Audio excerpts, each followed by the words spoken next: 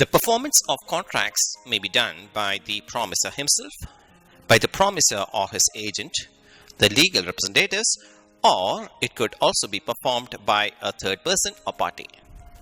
The performance of joint promises may be done by all the promisors, by one or more of the joint promisors who are compelled to perform, by the right of contribution between the joint promisors, by sharing of loss by default in contribution, and by the effect of release of one joint promisor. The breach of contract and the relevant remedies.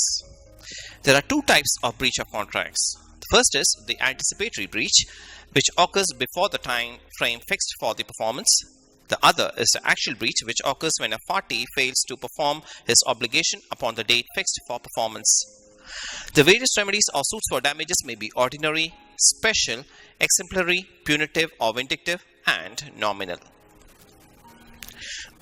The remedial measures for the breach of contract may be based upon the liquidated damages, which refer to a sum fixed up in advance, which is fair and genuine pre-estimate of the probable loss that is likely to result from the breach. Penalty refers to a sum fixed up in advance, which is extravagant and unconscionable in amount in comparison with the greatest loss that could conceivably be proved to have followed from the breach. Injunction is an order of a court restraining a person from doing a particular act. It is a mode of securing the specific performance of the negative terms of the contract. Quasi-contract.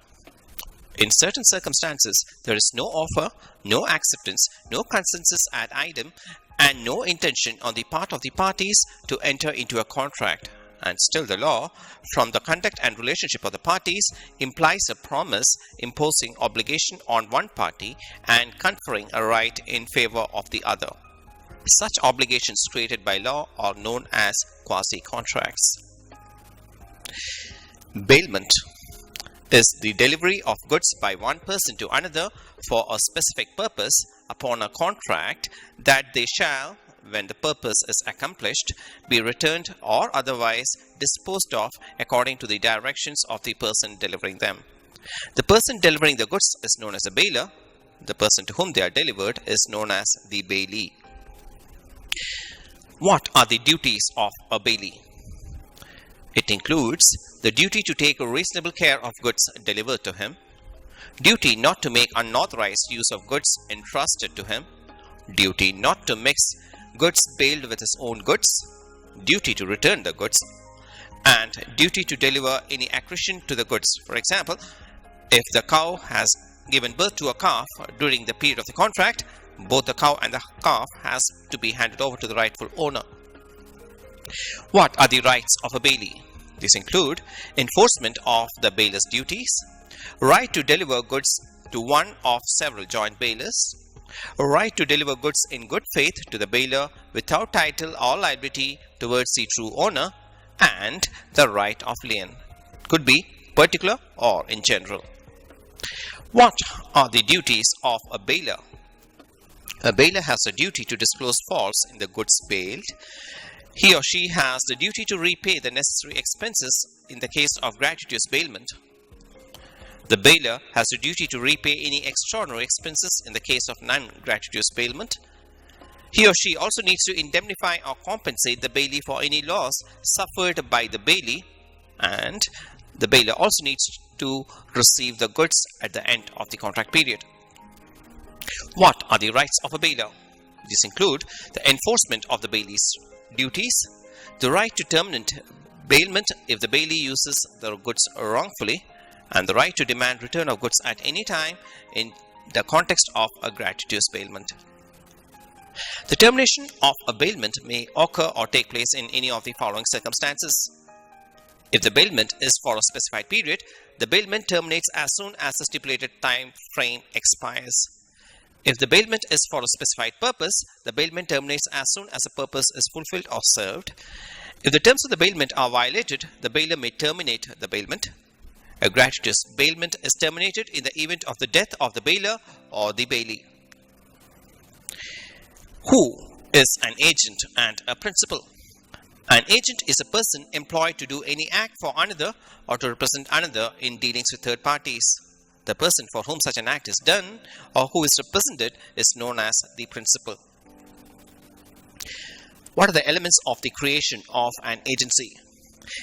An agency may be created by express agreement or by an implied agreement or by ratification.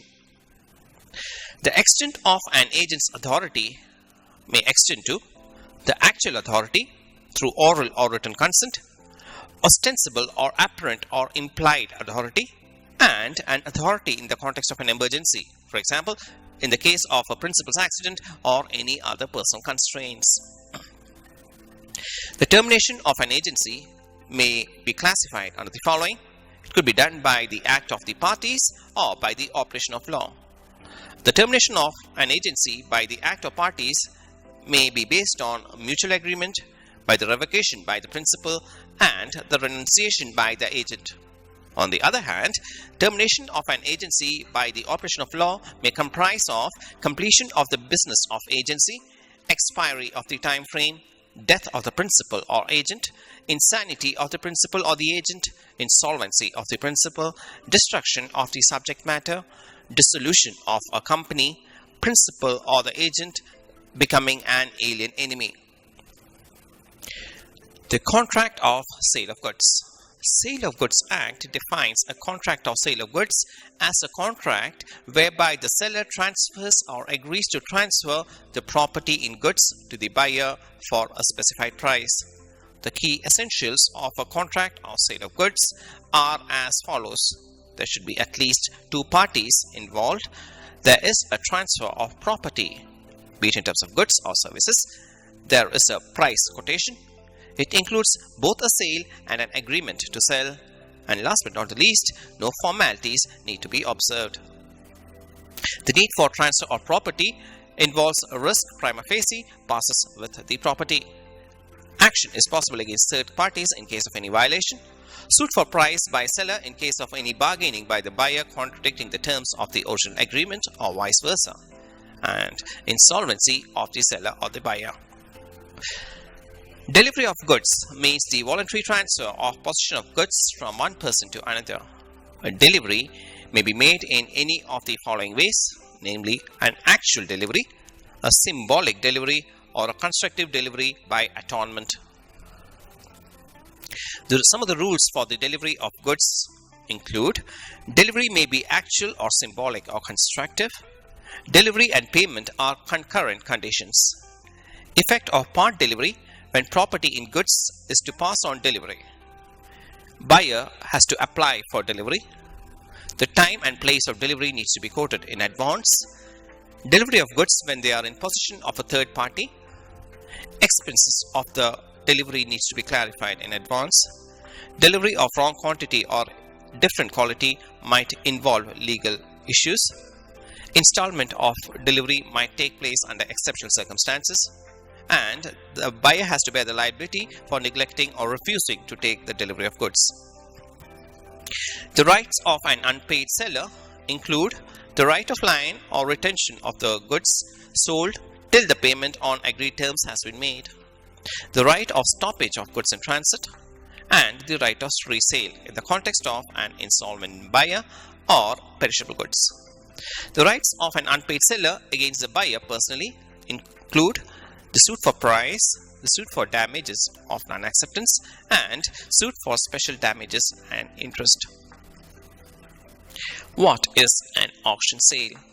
In an auction sale, the auctioneer invites bids from prospective buyers and sells the goods to the highest bidder.